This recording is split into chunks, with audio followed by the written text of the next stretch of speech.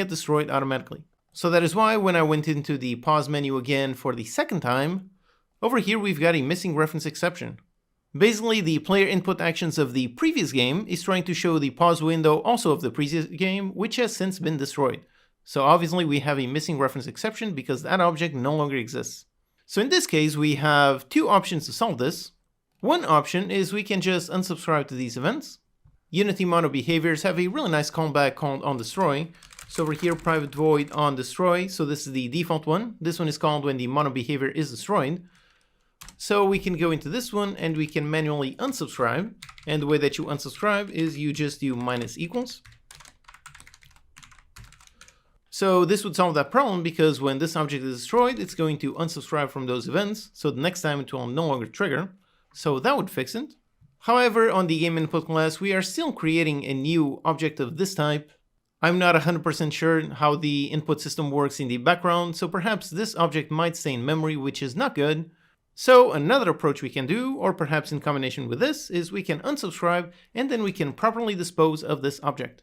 How we do that is very simple. Let's just go into the player input actions and we just call the dispose function. That's it. This should clean up that object and free up any memory. So let's test. So here in the game view, let's pause, let's go back into the main menu. Now let's go back into the main game. And now if I hit pause, and if there you go, we no longer have any errors. Okay, so that's good. However, now we still have one more potential issue, and this one has to do with statics. Like I mentioned before, statics belong to the class and not any instance of that class. So that means that static fields will not be destroyed or reset when the scene changes. In the case of our loader here, where we have a private static field, this one, the fact that this one doesn't reset automatically, that was a good thing. That's what allowed us to make the unloading system. But in the case of maybe static events, that might not be as good. It might mean that we might be keeping some state from the previous game, which might cause everything to break. So basically we have a similar problem to what we had in the input, where some logic from the previous game might be affecting the next game. In all the code that we wrote, the main place where we used statics were in the singletons. And these are going to be cleared automatically when the underlying instance object, when that one is destroyed, so these do not cause any problems. However, for example, over here on the cutting counter, we've got a static event. When the scene changes, this will not be cleared, so this will still have the same number of listeners. We can actually see how many listeners there are by printing it, so let's go down here before we're invoking the event. Let's do a debug.log, let's go inside the onAnyCut event, and over here we can get the invocation list. This one is the list of all of the functions that are listening to this event. And we can just print out the link to see how many listeners are listening to this event. So let's see what this returns. Okay, so over here, let's pick up some cheese and slice it. And if I look in the log, yep, there you go, 1. There's only 1 listener. Okay, that's correct. However, now if I go back into the main menu, and now I go back and I play again. Okay, so let's play. Let's just wait for the countdown. And once the countdown ends, pick up some cheese, go there, slice it, and there you go, there's the problem. Now we have 2 listeners. In this case, it doesn't really cause an error because the 2 listeners, they're just over here on the sound manager, so we are subscribing to this event, and we're doing the cut and playing the cut object. However, if here we do something with this transform, like for example, let's just do a debug.log on this transform.position. If we do this, here, let's go ahead on the first one, let's slice, and okay, that works. Let's go back into the main menu. Now play again. Now wait for the timer. Pick up some cheese, go there, slice, and if there you go, there we have our error. That is because we are now accessing the sound manager transform, and that one has since been destroyed. So if you do use static events like this one here, if you do that, always remember you need to manually reset that state. It won't happen automatically on the scene load. And one way that I normally do it is just make a class responsible for doing that. So let's go ahead and let's create a brand new C# class. Let's call this the reset static data manager. And for this one, we want this one to run only on the main menu. That's only where we're going to reset things. So let's go inside the main menu scene. Let's go there. Let's create a brand new empty game object for the reset static data manager. Let's reset transform, just keep things clean. And let's attach that script. Again, it's very important that this object only exists on the main menu. Then over here, we're basically just going to go into any script and reset any data. So for that, on all those scripts, let's make a function. So over here on the cutting counter, let's make a public static function. Let's call this reset static data. And in order to reset any listeners, let's just go into the onAnyCut and set it to null. that won't clear all the listeners. So we just do this, and then on this script, let's do a private void awake, and on awake, let's go into the cutting counter under the class, so not any instance. So we're going to access the static, and we're going to reset the static data. That will clear all the listeners on the cutting counter. All we need to do is make sure to do this on every single static event that we have. So on the sound manager, and by the way, here we can get rid of the testing code. Here we can see all of the static events that we're using. So we've got the cutting counter, then we've got the base counter and trash counter. So let's go here on the base counter and paste the exact same thing and reset this event, okay? And now let's go into the trash counter. So here on trash counter, same thing, reset this event, set them all into null. And by the way, here we have a warning. That's because trash counter extends base counter. So basically this is telling us that we are hiding another function with the exact same name. In this case, we do want to hide it. So let's actually make this new to make sure that this one is a different one, just to avoid that warning. And same thing over here on the cutting counter, we also need to make a new. Okay, so that's it. And now we just need to go over here onto the reset static data manager. Let's go into the base counter and reset the static data. Go into the trash counter and reset the static data. Okay, that should do it. Let's see. So here we are in the game. Let's pick it up and slice it. And yep, we've got just one listener. That's good. Let's go back outside, back into the main menu. Let's play once more. And over here, let's pick it up again, go there, drop it, and there you go, still just one listener, because we are now correctly eliminating all of the previous listeners. So this is the one sneaky issue that you must be careful with when it comes to object lifetime and statics. For static fields, you need to remember that they don't manually get cleaned up. That's up to you. So that's something you have to keep in mind, but you can also see how easy it is to solve. Now that this is solved, let's just go into the cutting counter and just get rid of our testing log. Alright, so with all of that, all of our scenes are working. So we can start from here from the main menu and go straight into the game. Then here we are in the game playing normally. We can pause the game at any point. From the pause screen, we can either resume or we can go back into the main menu. And from back into the main menu, we can once again play the game from scratch. And if there you go, everything works. Alright, awesome. Now the next thing that every game requires is some options, so let's do that in the next lecture. Hello and welcome, I'm your Code Monkey.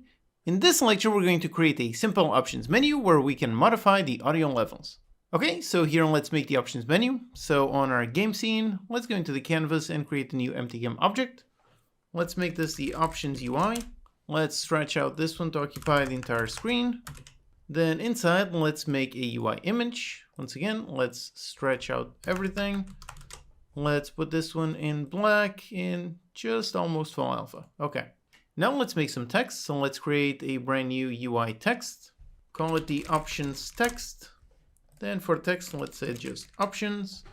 Let's put the width and height at 0. Let's disable wrapping, put it center down the middle, and put it quite a lot bigger. Okay, that's the options. Now just move it slightly upwards. All right. Now let's make some simple buttons to handle our audio controls. We're going to make it super simple, literally just a button we can click. So inside the options UI, let's create a brand new button. Call this the sound effects button. Then let's make the button a bit bigger, something like this. Okay. And inside for the text, let's say sound effects, and then we're going to have a number for the sound effects. Let's just quickly change the color. So put the text in white and the button over here, the button image, let's put it in a dark gray. Okay. Let's also make it just a tiny bit thinner, just like that. Okay. So this is the sound effects button.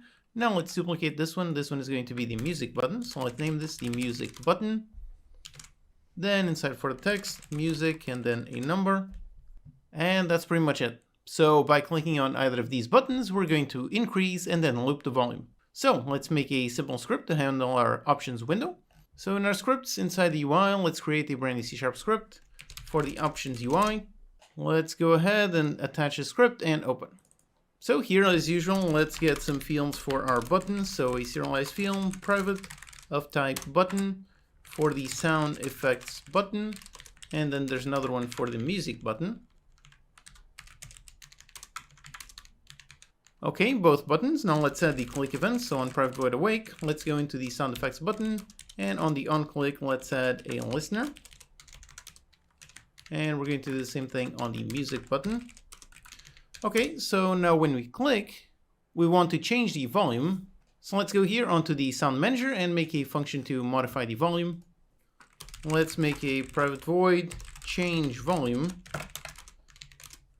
And here we're going to increase the volume by 0.1%, so constantly increase in 10% increments. So that means we need to keep track of the volume. So up here, let's define a simple private float for the volume. Let's default it to 1F, okay. So now down here, we take the volume and we increase it by 0.1F. And now let's loop it back to 0. Now for looping, usually you do it using the modulo operator. So here you could do volume equals volume modulo of 1.1F. That way when it gets to 1.1F, it would reset back to 0. But here, since we're working with floats, which can have a bit of odd precision, with this, let's just do a simple if to make sure that it always works. So if the volume is above 1F, if so, then let's just reset it to 0. Okay.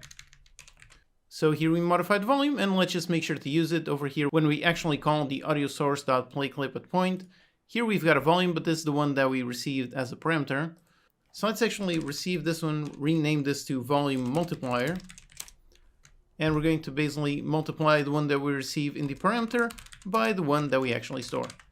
So this way on these functions, when we play a certain sound, we can still give an optional volume if we want to make it louder or quieter than the regular sound effects. Okay, so we have our change volume function. Now we just need to call this from the options UI, so that means this one actually needs to be public, okay? So now here on the options UI, we go into the sound manager, access the instance, and call change volume. Okay, so that is going to change the volume. Then we just need to update the values on the options UI. So let's make a private void update visual. And this one we need to update the text. So up here, let's add once again some more serialized fields. So text mesh pro UGUI, one for the sound effects text and another one for the music text. Okay, we have both these. Then here the sound effects text.text equals, and we go into the sound manager, the instance. And then we need to get the volume. So over here on the sound manager, let's make a function to get it. So a public float return get volume, and we just return the volume, okay. So then here, let's get volume, except the volume is going to be a normalized value. So rather than showing 0.1, 0.2, 0.3 on the UI, let's just multiply the volume by 10F. That way we show between 1 and 10. Okay, then let's just round out this number and then add the text. So here's sound effects, and then we have the volume. Okay, so that's pretty much it. And up here, when we change the volume, let's just update the visual. And let's also make a private void start. And on start, let's also update the visual. Okay, that's it. Pretty simple. Now let's do the exact same thing on the music. Except on the music manager, we named it music manager, but over here we just have an audio source. There's no actual manager. So let's actually make one. Let's create a new C# script for the music manager. Let's go into the music manager object. Let's attach a script and let's open. So here we really just need pretty much exactly the same thing that we had. So let's just go here into the sound manager and just copy these. So on the music manager, let's paste them. We need a volume, so a private float for the volume, just like this. Okay, so that changes the volume. Except again, the music manager, this one, the music is constantly going to be on looping. So after we modify the volume, we need to update the actual audio source. So let's first begin by grabbing the audio source, and we just do a private void awake. And on awake, let's grab the audio source, get the component of type audio source. Okay, so we have this. And when we change the volume, let's go here and update this volume. Okay, that's it. And let's also default it to something like 0.3F. Okay, good. Then in order to be able to call this from the options UI, we just need to make it a singleton. So as usual, public static music manager for the instance. And we have a public get and a private set. And then an awake, just set instance equals this. Okay. So then here on the options UI, we can go into the music manager, the instance, and change the volume. And afterwards, let's update the visual. And down here on the update visual, let's do pretty much the same thing. So on the music text, modify the text to say music. Then we go into the music manager and get the volume. All right, that's it. All this should be working. Let's just drag our references. So back in the editor, let's drag first the button. So the sound effects button, that's this one. Then the music button, that's this one. Then we have the music text, that's this one. And the sound effects test like that. Okay, let's test. Okay, so here we are, the music is playing, and as I click, the music is currently getting louder and louder. And there you go, music is at max volume, and if I click again, now the music is completely muted. Alright, awesome, and these sound effects also work, so like this, they should be less louder than usual. Okay, great. So everything works perfectly, except obviously we have one big issue. The options window is on top of everything. The goal is for the options window to be kind of a sub-menu of the pause window. We want to have an options button on the pause window that will bring up the options window, so let's do that.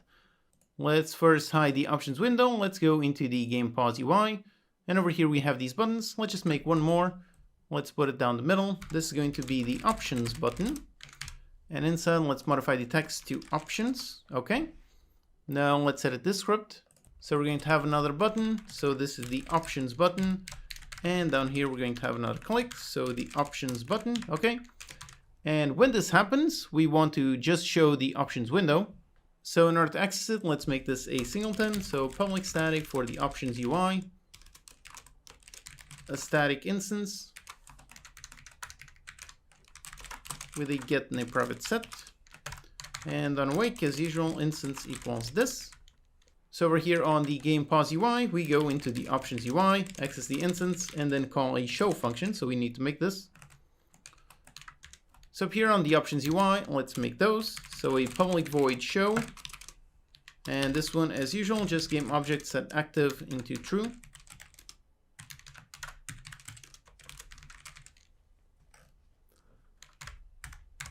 And then we have a private void hide, and this set active into false.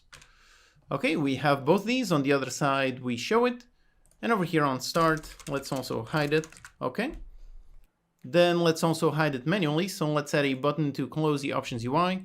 So over here, let's show the options UI, and let's make another button. Let's put it on the bottom. This one is the close button. And over here, let's just say close. So then here on the options UI, just make another button, the close button, and down here for the click event, we go into the close button and we just call hide. Okay, so that won't hide the window. However, remember that the pause window can also be closed by just pressing escape. If we resume with a hotkey, it will hide the pause window. So let's also make sure this one hides on the same thing. So we can do pretty much go into the kitchen game manager, the instance, and let's listen when the game is unpaused. So when that happens, let's hide this window. So once again, let's do things nice and clean. Let's rename this. So the kitchen game manager. And when this happens, let's just hide. Okay, this should work. Let's just drag all the references. So first here on the options UI, let's drag the close button. And then on the game pause UI, let's drag the options button. Okay, so let's test. And yep, right away the options window is not showing, that's great. And if I press an escape, there you go, there's the pause window. And if I click on options, yep, there's the options window. Now if I click on close, back here, back into resume, okay, works. Now if I pause, options, and now press on the escape key, and yep, there you go, it closes everything. All right, great. So everything is working fine. However, we have one slight issue. The option does work, so I can modify this to change the sound effects and the music volume. So for example, let's mute the music and put the sound effects on 5. So I put it like this, but now if I stop playing and I hit play again and look in the options, and nope, there's the issue. Basically the data is back to the defaults. Obviously that is resetting since we didn't actually save anything, so let's save it. Now in Unity, the easiest way to save some data is using player prefs. So let's go over here on the sound manager, and when we modify the volume over here, when we do that, let's access the Unity player prefs, and over here we've got a bunch of set functions. So we can save a float, an int, or a string. This one, as you can see, takes a string and a value. So this is pretty much essentially just a dictionary. Now for the key, as you can see, it's a type string, but again, we should not be using strings directly. So let's go up here in order to make a proper constant. So a private const string, let's call it player prefs sound effects volume. And let's go sound effects volume. Okay, we have our nice certain constant, and down here, when we set the float, let's use this string and save the volume. Okay, so that is going to set the float. And now technically Unity is going to automatically save the player prefs. Basically, there are only problems if Unity somehow crashes in between when you call setFloat and when it actually saves. But if you want to prevent that from happening, you can just go and tell it to save manually, just like that. That will definitely save it. And now we just need to handle loading. So up here on awake, when we have this, let's go into the player prefs and let's use getFloat. Let's pass in the same key. So this one takes a key and default value, so let's default it to 1F. Basically, the default value is used if there's no saved data on this player prefs on this key. So the first time we run, it's actually going to use this default. And this one's going to return the saved value, so let's just set it on the volume. Okay, so that's it. That's all it takes to save some basic data. Now let's do the exact same thing on music. So over here on the music manager, let's first define our private const string for the player prefs music volume. And this is going to be the music volume. Okay, we have our string. And then down here, when we change the volume, player prefs. And let's set the float on this key. And let's pass in the music volume. Okay, and then let's go into player prefs and actually save it. And now up here on awake, let's grab the volume. And it's going to be going to the player prefs in order to get the float on this key. And default value is 0.3f. However, over here on the music, again, we are not spawning the sound afterwards. The sound starts playing right away. So let's make sure to set the audio source volume to the one we grabbed from there. Okay, that's it. So like this, it should be working. So let's test. So here we are and the music is playing. Let's pause, go into the options. Let's bring the music completely down. So let's mute the music. Okay, the music is gone. And sound effects, let's put it on 5. Now let's stop playing and now play again. And going to the menu, options, and yep, there you go. The data was indeed saved and the music is indeed muted. All right, awesome. So here we have some basic data being saved.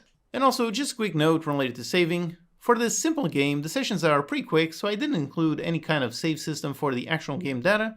But if you want to know how to do that, I also have a video covering that topic. Okay, so with that we have our options window working. The volume sliders work perfectly. The next thing we need to add to our options is some key rebinding. So let's do that in the next lecture. Hello and welcome, I'm your Code Monkey. In this lecture we're going to add key rebinding to our options menu. So here we already have this nice options menu. We can modify the volume of the sound effects or the music. Next, let's handle key rebinding. Okay, so first let's build the elements over here on the UI. So let's create a bunch more buttons. But before that, let's actually make some text on the side and buttons in the middle. So let's create a brand new UI text. Call this move up text. Let's put it on the same size as the other one. So these got a font of 24. So let's put it the same thing, font of 24. Width and height, let's put both of these on 0. And down here, anchor it to the left, okay, down the middle and with no wrapping. Okay, so then over here, this is going to be the move up action. So we have move up, then we have the move down, move left, move right. Then we have the interact alternate, and finally the pause. So these are all of our actions. So let's just make all of these. So rename this. So this one is the move down. Then this one over here is the move left. This one is the move right.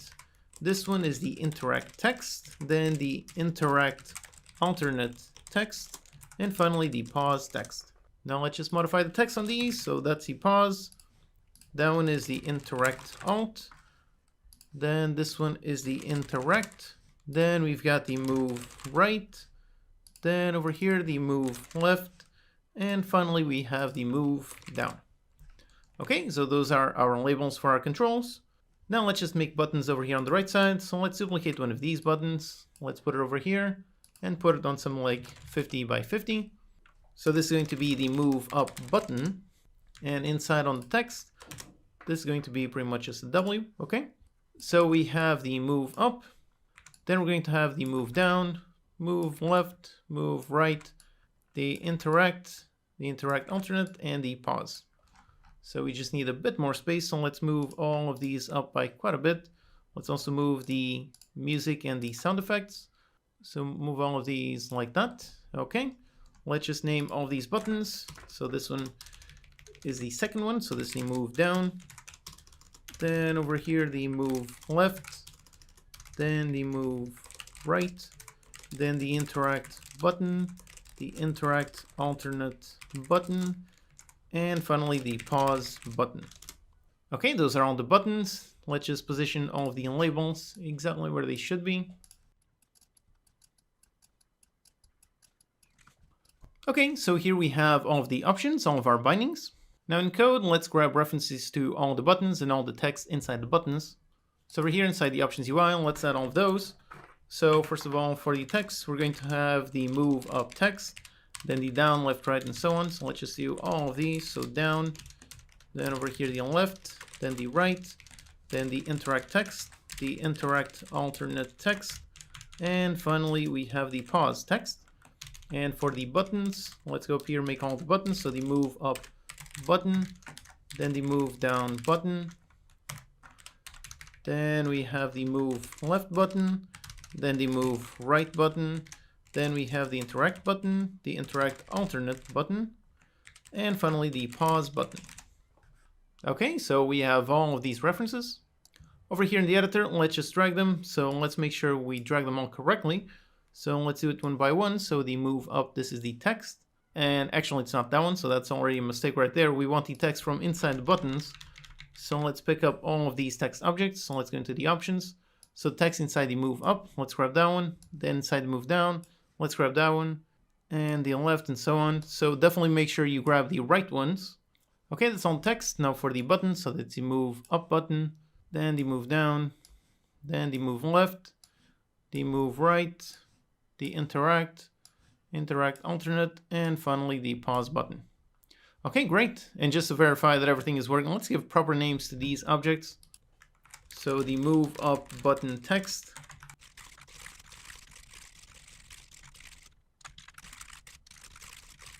Okay, so I've renamed all the buttons. So now over here, it's much easier to verify that we have the correct references. So the sound, music, and so on. So definitely make sure all of these are correct. Otherwise, you might go crazy when things start to go a bit weird. So make sure these are all correct, all right? Now let's begin by updating the text inside over here. So let's go into our update visual. So we go into this, set the text, and now we need to get the binding text for this binding. So for that, let's make that function on the game input. Over here, let's just comment this out. Then over here on the game input script, let's make a function to get the bindings. So technically we could make something just to grab this player input actions, but again, we don't want the options UI to know what input system we're using. It should work regardless of what input system. So we don't want the game input to return anything of this type. Instead, we want to make a nice layer of abstraction. So for that, let's make an enum to define all of our bindings. So let's make a public, since we're going to access it, enum, call it binding. And over here, let's add all the bindings. So we've got the move up, then we have the move down, the move left, the move right, then we have the interact alternate, and finally the pause. So these are all of the bindings. Now let's make a function to return the binding text. So over here, let's make a public. We're going to return a string. Let's just name it get binding text. And as a parameter, let's receive a binding. Okay, so now here, let's just do a switch on this binding, and basically just match up the enum to whatever action we have. So for example, let's begin with the interact, since these are the simplest ones. So for this one, to get the bindings, we first go inside the player input actions, then let's go inside the player action map, then for the action, so in this case the interact, and then inside we've got the bindings. This is an array of all of the bindings. In our input map, we defined all of the keyboard bindings on index 0. Later on, we're going to add gamepad bindings, but for now we're going to have the keyboard always on index 0. So over here, going to bindings, access on 0, and let's just do a toString. Okay, so let's just return this, and let's do a default to return always this one, just like this. Okay, so let's do a quick log to see what this returns. So let's do it over here on the game input, just a debug.log, go into there, get the binding text for the interact. Okay, so let's test. And right away, yep, we do see it working. So the interact and the binding is on keyboard/E. But we don't want all of this text, we really just want to see the E. Thankfully, the input system has a really great function for just that. So instead of calling the general toString, let's call toDisplayString. Let's see. And yep, this one does return just the E key. Okay, great. So this is the one that we want. Let's do the same thing for all of the other simple actions. So we've got the interact, then we have the interact alternate, and we have the pause. So these are all the super simple ones. So just going to interact alternate, grab the binding on 0, and for the pause, binding on 0. Okay, so these are all super simple. Now the more complex one is the move. It's more complex because you can see all of the others just have one binding, except for the move over here we have a composite binding. So that's basically a binding which inside has 4 separate bindings. Basically the way that this works is that when you use a composite binding, all of these are added to the array. So this 2D vector is going to be on binding 0, then the up is going to be on binding 1, 2, 3, 4, and so on. Then the arrow keys, this one is going to be on 5. Then we have 6, 7, 8, 9, and 10. Let's do a log just to verify. So here, if we do one for the move up action, for this one, let's go into the move, and let's print out just the binding 0. Let's do a regular toString. Let's see what this returns. So up here, let's just modify our log to say the move up. Okay, so let's see. And yep, index 0 does have the move to the vector. And now if we print the one on binding of 1, yep, now this one does have the move on the W. So like I said, we can see that all of these composites, these are technically inside that one, but in terms of that array, it's just a flat array. So this one index 0, 1, 2, 3, and 4. So that makes it super simple to add over here. So the move up, down, left, right. And let's just do all these. So we have all the bindings, and over here just 1, 2, 3, and 4. And instead of toString, let's call the display string. Okay, so the binding text, this is all set up. So let's go up here and get rid of our testing code. We can now call this from the options UI. So over here, let's do exactly that. So when we update the visual, let's go into the game input. Let's access the static instance. Let's get the binding text. And this one is going to be the move up. So that's it. This one is going to return a string. Let's write all of them.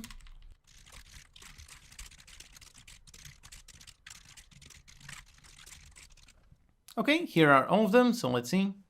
And yep, there they are, all perfect. WSAD, EF, escape. Okay, great. So the visual is working. Now let's handle the rebinding. So let's add a click event. Let's go into the move up button. Let's go into the on click. Let's add a listener. And for the listener, over here, let's make a function on the game input to rebind this binding. So over here on the game input, let's do a public void rebind binding. And we receive a binding. Now for rebinding, I covered this in detail in the dedicated input system video. First, basically we need to disable the action map. So let's go into the player input actions. Let's access the player and disable it. So we need to do this first. Then we're going to need to find the action. So player input actions. And for now, let's go into the player and let's just modify the move up action. So we're going to call the function perform interactive rebinding. This one, as you can see, it takes a binding index. And if you remember up here, we saw that in order to modify the move up, it's on bindings index 1. So let's modify the one on index 1. Okay, so this is the function. This returns an object of this type, a rebinding operation. This is a pretty complex object where you can modify all kinds of things, add a bunch of limitations and so on. Like for example, make a key not be able to be bound to the mouse or something. So there's tons and tons of options you can play with. Over here for the simple thing, let's just add an onComplete listener. So this one takes in a callback, and this will be called whenever the interactive rebinding completes. So over here, let's define a lambda, so a callback, and inside we have this. By the way, over here, this is the same lambda expression that we saw previously. So exactly the same thing as this, except when we have just one parentheses, we don't need to add them. Okay, so like this. So then on this callback, we can see all kinds of things. Like for example, we can see the action that we just rebound. This is going to contain all the data on the rebind operation. So for example, let's print out the path. So let's go into the action. Let's go into the bindings on index 1, and let's print out the path. So let's do a debug.log. And there's actually another one. So let's log the path and also the override path. These are two different things. Let's see why in a bit. We do this, and after we log, we also need to re-enable the player action map. So let's go into the player input actions, the player, and back enable this. Okay, so we're only going to need these settings on the rebind action. Then we can just call start in order to start the rebinding process. Okay, so this should work. Let's just call this from the options UI. So over here we have the click. Let's go into game input, instance, and let's rebind the binding. And for this one is the move up. Okay, with this, let's test. Okay, so here if I click on the button and now I click on the T key, and if there you go, it did work. So you can see that it print out the regular path, that is W, and the override path, which is T. So now if I exit out of the options, go back into the game, if I press W, nope, it does not move, but if I press T, yep, it does move upwards. Okay, great. So we have successfully rebound this one key. Now here, just one thing. In previous versions of the input system, when doing a rebind operation, you needed to manually dispose of this callback, otherwise it would throw a memory error. In the recent version that I'm using here, there's no error, so it seems perhaps it's no longer needed to dispose of the callback manually, but still there's no harm doing it just in case. Over here, callback.dispose. Okay, so with that the key rebinding is working, except we have two issues. The first one is that it's not very clear that it's listening for an input, and the second one is that the text options also does not update. So let's solve both those. First, let's add a visual when waiting for a key press. So inside the game options UI, let's create an empty game object. Call this the press to rebind key. Let's stretch it out, so put it on 0 on everything. Okay. Then inside, let's add a UI image. Let's put it in black, and once again, let's stretch it out. Okay, now let's also add a simple text. And for text, let's say press a key to rebind. As usual, let's put the width and height on 0, put it in bold, center down the middle with no wrapping, and increase the size by quite a bit. Okay, so that's our super basic window. Now in the code, we just want to show and hide this, so let's do that. And let's actually begin with this hidden by default, so let's disable this object. So here on the options UI, let's add another serialized field. It's going to be a transform for the press to rebind key transform.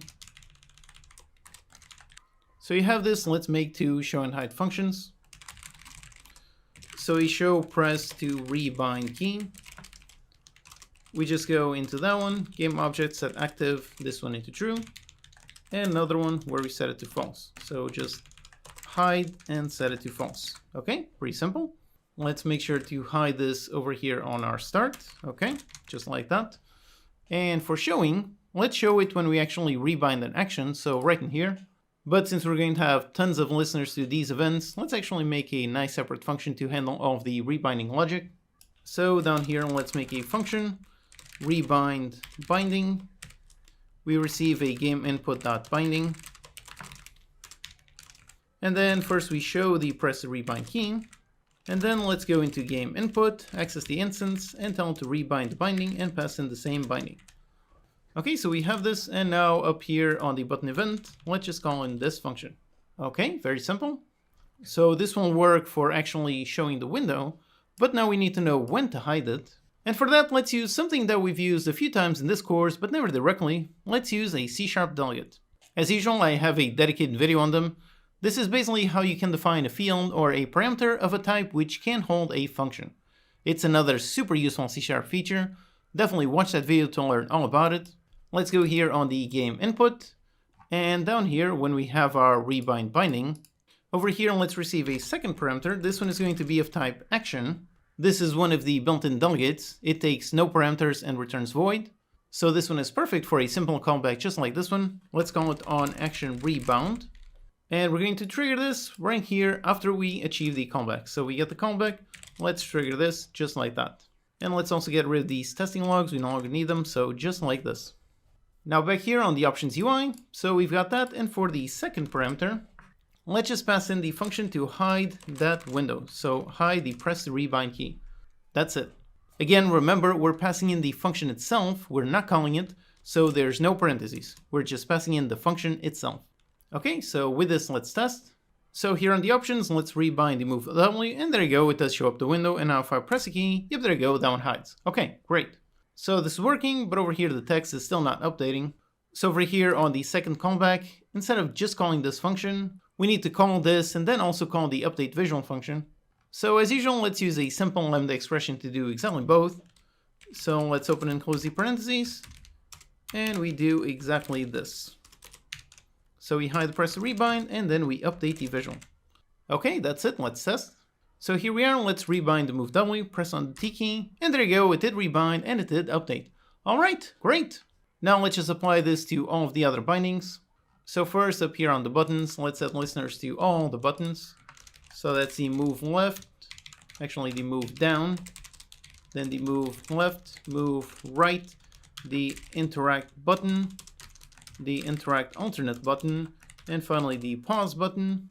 And for the bindings, this one is the pause binding, the interact alternate, then the interact, then the move, this one is the right. Again, make sure you don't make mistakes here, you call them the exact same one. So the move down, okay, so all of it is correct here. And over here on the player input, let's do a switch on our binding.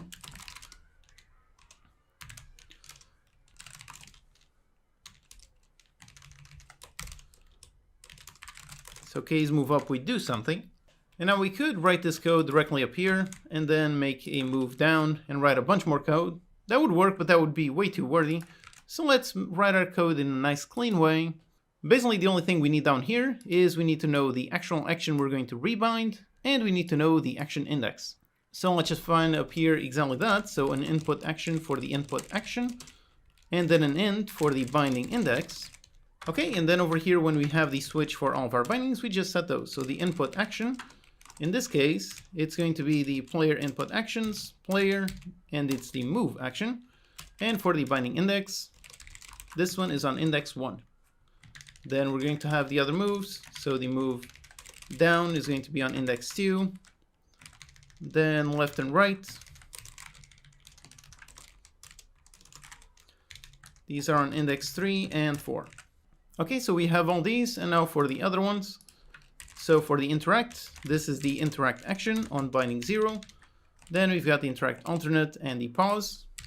So interact alternate and the pause. And this one is the pause action and the interact alternate action, and all of them are on binding index of 0. Okay, so that's good. So over here we are assigning the input action and the binding index. And also one thing, we need to make sure to always assign these values. So let's make sure to add a default here, just make sure it always works. Okay, great. So now down here, instead of always accessing the move, let's access whatever is stored in the input action. And for the binding, whatever it is on the binding index. Okay, so now this will work with all of our bindings. So here we are, and let's try rebinding all of them. So let's put them over here on the side. So for the move up, let's put it on T, down on G, A on F, then D on H. For the interact on Y, interact out on J, and for the escape, let's put it on E. Okay, so all these keys have been rebound. Let's just make sure they work.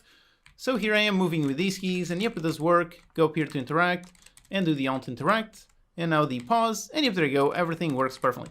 All right, awesome. So everything worked perfectly, although again, we have the same issue as previously. So all the keys have been rebound, so it's all correct, right? However, now if I stop playing, and now if I play again, and nope, there's the issue, the rebinding was lost. So just like with the sound, we also need to save the new state. Now, thankfully, the new input system has a function that makes that super easy. Let's go down to where we are rebinding things. And when we finish rebinding, let's just go into the player input actions. And let's call this function the save bindings overrides as JSON. This one is going to return a JSON string. Now, if you don't know what is JSON, go watch my quick video on it. Basically, it's a super easy to understand and widely used file format. It's very easy to read and modify. It's a format where it's stored as just text. So let's look at what this says. Let's do a debug.log over here after rebinding something. Let's see. So here, if I rebind one of these, and if there you go, there we have our JSON. So the override bindings that overrode the move on this ID on this new path. So basically, we just need to store this string somewhere, and just like we did with the sound, let's just store it in the player prefs. So first, let's define our constant. So private const string for the player prefs bindings. And let's call this the input bindings. Okay, just like this.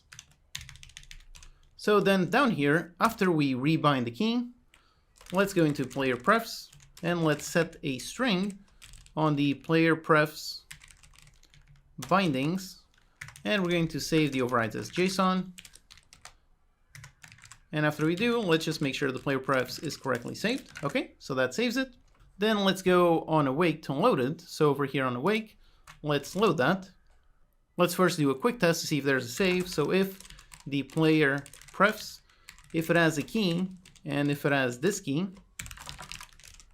If so, then let's get it. So the player prefs, let's get the string on this key that returns a string, and we're going to use the string. Let's just go into the player input actions, and let's call the function load binding overrides from JSON just like this.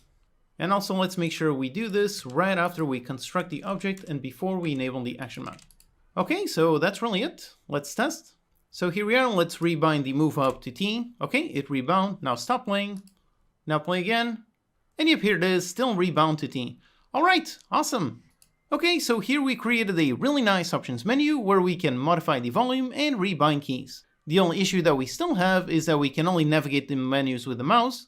So let's add support for menu navigation with a controller in the next lecture. Hello and welcome, I'm your Code Monkey. In this lecture we're going to set up full controller support for our game, including regular actions and menu navigation. Okay, so first let's just set up the controller inputs. I have an Xbox gamepad controller connected. So let's open up our player input actions. And over here we have all of our actions, and we already made the move one a long time ago. So let's just add the bindings for the other ones. For example, over here on the interact, let's add a brand new binding. Let's go into the path and listen. And for interact, I'm going to press the A button. And again, here you can specify just the A button on an Xbox controller, or you can use the generic South button, which will mean A on an Xbox, or cross on a PlayStation, or B on a Switch, or anything else. So let's go with the generic one. For the internet alternate, let's add a binding, and for this one I'm going to put it on the X on the Xbox, so the button west. And for the pause, let's add, let's listen, and I'm going to press the menu, which is the start button. Okay, so these are the basic inputs. Let's make sure they work, and thanks to this new input system, we really don't need to modify any code. Let's just save this asset. Let's wait for the compilation, and then we can do a test. So here we are, and yep, I'm using my controller to move. Now let's just wait for the countdown, and go up there and pick up a cheese, put it, and slice some cheese. Yep, I can do that, pick up a plate, and so on. Alright, so everything works. Let's also pause, and yep, that also works. Okay, great. So everything works, except there are two issues with the gamepad, especially one with the movement that I only noticed just now. The first issue that we have is the dead zone. Right now we don't have one, so if I just lightly touch my gamepad joystick, there you go, it starts moving automatically. In gamepad games, you should always have some kind of dead zone to prevent any kind of Joy-Con drift. Thankfully, that is super easy to solve. Let's just go into the player input actions, let's go into the move, find the left stick binding, and over here for the processors, let's add one, and let's add a stick dead zone. So that's it, pretty simple. This basically considers that inputs under this minimum to be 0, and above this maximum to be 1. So if you have joystick drift, where when the joystick is idle, it's always moving by, say, 0.1 in direction, this helps solve that problem. Except in our case for our game, we're only using normalized inputs. So actually, for our use case, let's increase the minimum by quite a bit. I did some testing and 0.5 works quite great, and the max at default, that is just fine. Okay, so that's it, one problem solved. Let's just go ahead, save this asset. Now the other bigger issue that we have is if I approach a counter and I try to look at it, it's really difficult. It tries moving left and right instead of actually facing the counter.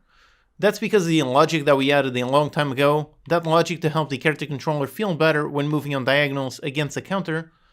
That works great for keyboard because it's digital, so it's either moving fully left, fully right, or on the diagonals. But it messes up the controller, which is analog. On the player movement, if we are not moving perfectly up or perfectly down, then it's considered a diagonal. And on the gamepad, it's really difficult to get a perfect just up or just down input. We're always going to have a tiny bit of either left or right. So that's the issue that we have here. And thankfully, the solution is actually pretty simple. Let's go over here onto our player script, and let's scroll down into the handle movement function, okay? So we're doing a can move using the regular move direction, and if it doesn't work, then it's over here that we are attempting only the X movement or only the Z movement. And for doing that, we made it so we can move if there's nothing only on the X, and if we have any movement at all on the X. So if it is different from 0. Basically the issue here is if the moveDir.x is, let's say, 0.001, that is still different from 0, so it is still going to trigger this logic. So basically, let's just widen this gap. Instead of testing literally just different from 0, let's test if the moveDir.x, if it is under, say, minus 0.5f, or if moveDir.x, if it is bigger than plus 0.5f. So instead of being exactly just on 0, we're only going to consider diagonals if we are at least moving 0.5 either left or right. So we just do this, and same thing over here, except we just test for the z, so the moveDir.z and the moveDir.z. Okay, so like this, it should feel much better on the gamepad and still work exactly the same on the keyboard. So let's test. So here I am moving around, and yep, now it is much easier to just stay around and look straight at a counter. Okay, so that's great. So I can pick up, and this is all much easier, and the character is no longer just sliding left and right nonstop. Okay, that's great. So now that this is working, let's add support for rebinding our controller bindings. So over here on the game input, let's do it just like we did for the keyboard. So let's add a bunch more bindings over here on the enum. Let's add the gamepad interact, then the gamepad interact alternate, and then the gamepad pause. Okay, so we have our bindings. Then let's go down and add them to both our functions. So first the text and then the bindings. So over here on the text, let's copy pretty much this. We're going to have the gamepad interact. Then we're going to have the other two. So the gamepad interact alternate and the gamepad pause. Okay. Now for these bindings, we're going to use the same actions. So this one is the interact alternate, and over here we have the interact. And over here on the input actions, we saw that we added for all of them. On index 0, we have the keyboard, and on the index 1, we have all of the gamepads. So over here, that's literally the only change. For the gamepad, let's go into bindings and access the array on index 1. Okay, and then over here on the rebind binding, it's going to be pretty much the exact same thing. So let's copy all of these, change this to the gamepad interact, then the gamepad interact alternate, and then the gamepad pause. So on all of these, all we need to change is just the binding index, put them all on 1. Okay, so with that, all of the code over here on the game input is working perfectly. Now let's go over here into our options UI. So we've got all of our buttons. So let's duplicate our buttons. Let's just go into the interact, the pause, and so on. Let's duplicate, push them to the right side, okay. And just change the name. So let's go into all of them. So this one's the gamepad interact button, then the gamepad interact alternate, and finally the gamepad pause. Okay. Also inside, let's also rename these buttons just to make sure the text works great. And let's also make sure that these show up behind the press the rebind key. So let's drag them, put them above. Okay, so that's our setup over here on the options UI. Now let's go over here on the options UI script, and let's add references to our buttons and to our text objects. So let's copy all of these, the gamepad, and add all of these. This is the pause, the interact, and the interact alternate. And then down here, the exact same thing. Let's add all of these. Okay, like this. Now over here, let's drag all of our references. So on the options UI, let's make sure to always drag the correct things. So the gamepad interact text, the interact alternate text, and the pause button text.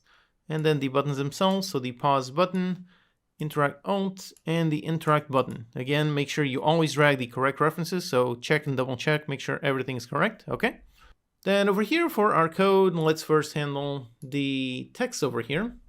So the text for all of these, so the gamepad interact text, then the gamepad interact alternate text, and finally the gamepad pause text.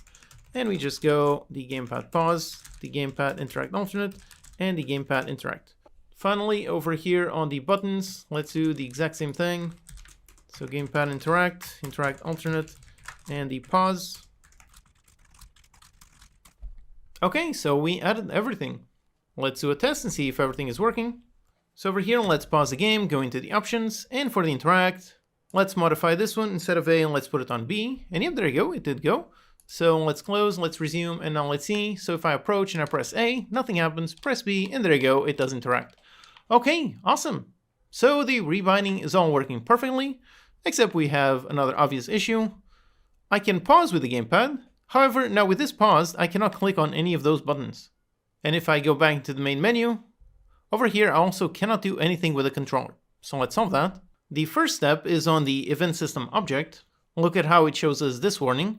Basically, if we're using the new input system, we should be using a different input handler here.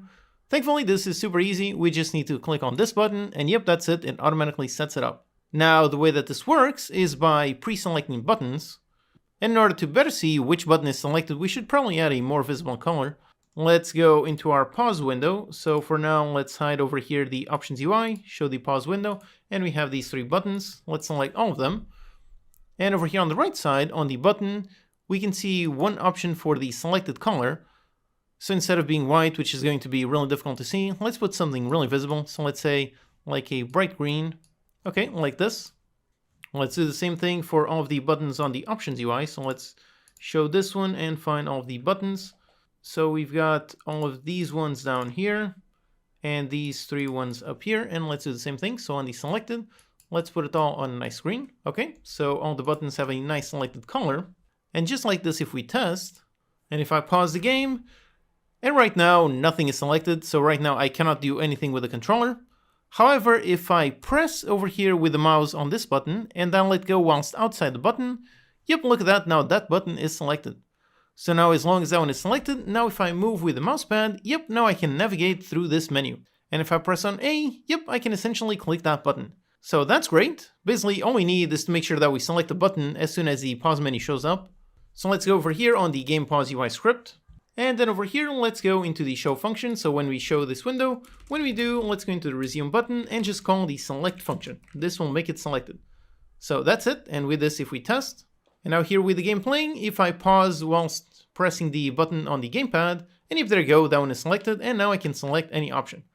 Okay, that's great. So now it works fully with just the gamepad, except now if I go into options, yep, now you can see that the button that is selected is still in the options one over there on the background. So let's also make sure to select the button on the options as soon as the options window shows up. So over here on the options UI, let's go into our show function and let's just select the sound effects button and just call select. Okay, let's test. So here, let's pause, go into options, select, and yep, there you go, that did work. Okay, great. Except we have another issue. As I move up or down over here on these buttons, yep, look at that, some of them are a bit strange. Like for example, over here on A, I'm moving up, and look at that, it actually selected the resume button behind it. So as we are moving up or down, we are actually selecting buttons on both menus. That's very strange. Basically what is going on is that since both windows are visible, the game is trying to guess which button we want to select. Basically what is happening is Unity is trying to use automatic navigation. If we select a button, so let's go, for example, let's hide the options and show just the game pause. Okay, let's select one of these buttons. And over there on the button component, we can see navigation is set to automatic and we have a button to visualize. And if we click on that, yep, over here we can see all kinds of arrows. For example, we can see one over here on the options that seems to be going to some button in there. That is going to be the button that is showing over there. So if we move down from the options, we're going to end up over here on the interact alt button. Now usually the automatic navigation actually works very well. The only reason why we're having problems is because we have both windows active at once. One solution to this is to make the navigation explicit. So let's hide the options here, and over here on the resume, on the navigation instead of automatic, let's put none and then let's select explicit. And yep, now we have all 4 fields. So we can decide which object gets selected when we are here and we move up, down, left, or right. So for example, here we would drag for the up. Going up, we could go into the main menu, so we would drag that button, and going down, we could drag the options button. So that's one solution, just add the explicit navigation to every single button. Or another simpler solution is let's leave this one on automatic, and instead we're just going to hide the pause window once we are in the options window. So over here on the game pause UI, let's see over here we are showing the options UI, and when we do, let's just call hide on this. So we are going to hide this window when we show the options. And then on the options, we want to know when the options closes so that we can show this one again. So over here on the show function, let's receive an action. This is what we're going to do when we close the options. Let's call it on close button action. And let's store it up here. So let's store a simple private action for this. Okay, so we have this. And then down here when we have our show function, when we have, let's set this equals this, we store this. And then we're just going to run this action whenever we click on the close button. So let's go over here, the close button, we've got that one. Let's hide the options window and trigger this action. So now all we need is over here on the game pause UI, let's pass in, and basically when we close the options UI, we want to show the pause UI. Okay, so let's test. So here we are, let's pause the game. Okay, let's go into options and open it. And if there you go, it only shows the options. And over here, moving up or down works perfectly, and moving left and right also works perfectly. And now if I want to go back, let's go into close, press it, and there you go, back into the pause menu. All right, awesome. So everything is working perfectly. Now the last thing we need is over here on the main menu. So let's do the same thing. First, let's open up the main menu scene. Let's save the changes, okay? And over here, let's begin by doing the same thing on the event system. So let's replace it. Okay, great. Then let's go inside our canvas, inside the main menu UI. Let's select our buttons. And once again, let's modify the select color, put it on nice green, all right. And since over here we only have one menu, we could set it as selected over here on the main menu UI script. That's one option, or we can just go into the event system, and over here on the event system, there's a field for the first select